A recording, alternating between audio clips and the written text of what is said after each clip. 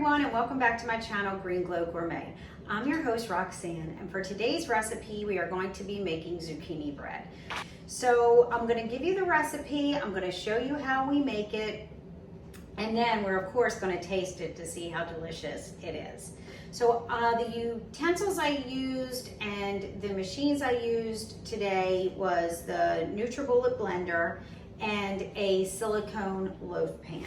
So this is the silicone loaf pan that I'm using. You will have to put this on a tray in your oven since it cannot go flat in the oven by itself, and it can go up to a max of 500 degrees. So I took 2.5 cups of organic rolled oats, and I just buy the big bag of oats, and then I ground it in the NutriBullet. So you can make your own oat flour rather than buying oat flour. It's much cheaper to do it that way, and it's so easy. So when you grind the oat flour, you do not want to overgrind the oats. Okay, so the oats, this is what they look like when they're ground. And I just put them in the mixing bowl. And then 1 teaspoon of baking soda. I'm gonna mix that in. 1 teaspoon of baking powder, 1 teaspoon of cinnamon, 1.5 cups of zucchini shredded, which I already did in my Ninja food processor, 1.5 cups of dates, which comes out to be about 15 dates, and you can soak the dates first. Soak them for about 2 hours before you use it in the recipe, and I'm going to tell you why, because you're going to need to blend them. You also have the option of using date syrup or maple syrup. I did use date syrup instead of the dates just because it was easier, and I didn't want to use 15 dates for this recipe.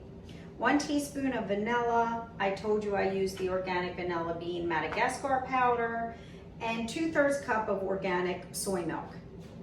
Those are the ingredients. You want to preheat your oven to 350 degrees. And then you want to grind your oats, which I showed you what they look like. I'm going to pour the rest of the oats in here. Again, do not overgrind your oats. You don't need to. And then what you're going to do is you're going to add your baking soda, your baking powder, and your cinnamon. And then we are going to mix it all together. And after all that is stirred together, I am taking the zucchini and I am going to pour that into the mixing bowl. And you just want to mix it thoroughly so that you get all the zucchini in there. You want to try to dry your zucchini if you can, just with a paper towel, just so that it's not so wet. Mine was sitting out for a little bit, so it's fine. I'm just mixing it all together. If you'd like to learn more about how to add more plants into your diet, you can go to my website at www.greenglowcoaching.com. And please put your comments below, like and subscribe to my channel. I come to you with a new recipe every week. If you have a nut milk bag, you could use that for the zucchini to try to get some of the moisture out. But you just want to just keep stirring until you don't have any dry spots in here in the bowl, and that your zucchini is mixed in and it's even throughout, so that when you're baking it, you have zucchini in every bite. So then I took my date syrup, my vanilla, and my soy milk in a blender, and I blended it. If you're using regular dates, you want to blend it till it's completely smooth, that there's no chunks of the dates in there. And then you're going to pour it into the bowl with the zucchini and this mixture and mix it well. We are now going to pour this in, and we're going to mix it all together. And you can also taste this when it's done to make sure that it's sweet enough for you. And if it's not, you can just add more date syrup.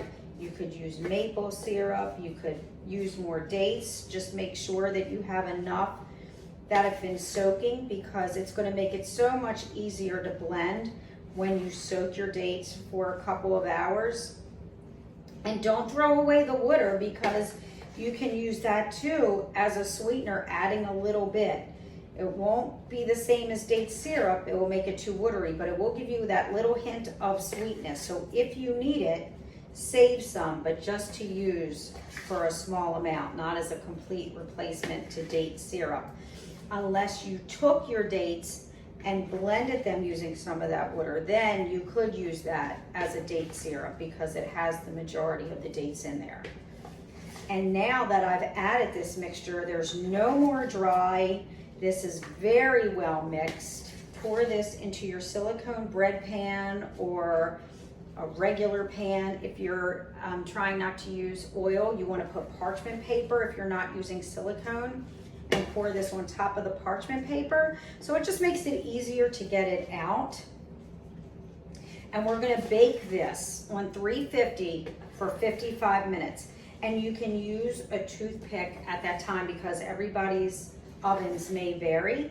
And when it comes out dry, you know it's done. If it still comes out wet, just keep it in there and check it every few minutes so that you don't overcook it. You don't want this to get dried out and you don't want it to burn. So I baked it on 350 degrees for 55 minutes and it came out, it was done. I maybe could have tried it for 50 minutes or a little less time, but it was still finished. So now the silicone, this is so easy, you just turn it over right on a plate. Look how easy that comes out. And we're gonna slice it. You can add chocolate chips, that would be good too. You could add raisins, but please let me know if you've tried this, what you think. Please comment below, like and subscribe. I come to you with a new video every week. Again, you can go to my website, www.greenglowcoaching.com. I'm happy to help you find ways to sneak fruits and vegetables into your diet. Here's to a healthier you, and I'll see you next week.